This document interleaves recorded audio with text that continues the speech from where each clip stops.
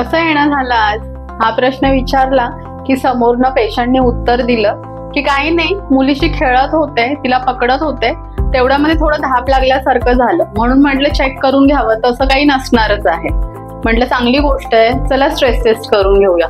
Patient म्हणाले stress taste, ती म्हणजे काय?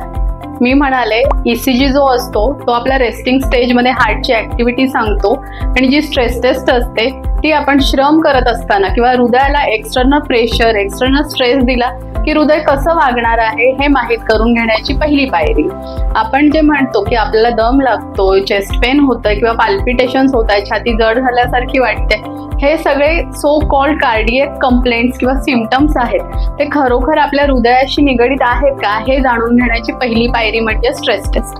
स्ट्रेस टेस्ट मध्ये महत्वाच्या दोन गोष्टी कळतात. एक म्हणजे आपला VO2 max, maximum oxygen consume by the body at that peak exercise, म्हणजे आपण उच्चतम कार्यक्षमता करत असताना किती ऑक्सिजन वापरला जातोय आपल्या हृदयाकडनं हे ह्या टेस्ट मध्ये कळतं. आणि दुसरी महत्वाची गोष्ट, हा एक्सरसाइज करत असताना माझ्या हृदयाला रक्तपुरवठा व्यवस्थित होतोय ना, की इश्चिमिया निर्माण होतोय. इश्चिमिया म्हणजे imbalance between need and supply, की गरज समजा फॉर एक्झाम्पल 400 ml ची आहे श्रम करत असताना, पण मिळतंय फक्त 250 ml, मग जो 150चा गॅप आहे ना, दॅट इज कॉल्ड ॲज इश्चिमिया. तर हे जाणून घेण्यासाठी आपण नक्कीच स्ट्रेस टेस्ट करून घेऊया.